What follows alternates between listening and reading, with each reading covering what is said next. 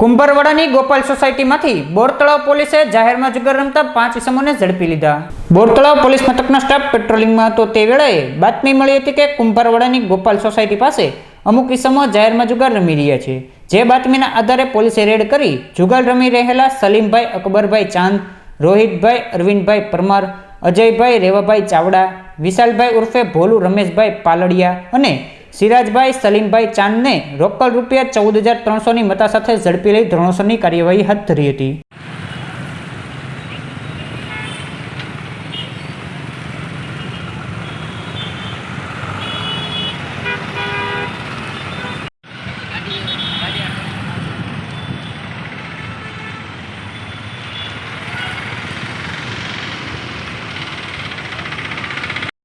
એને પડી દેવાનો ગમે દેવ પણ તમે આગળ રાખો તો એ રસ લે।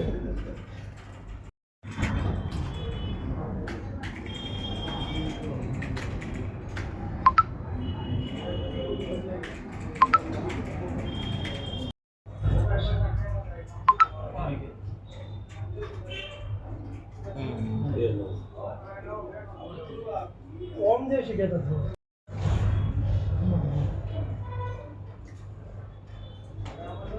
કઈ તારીખ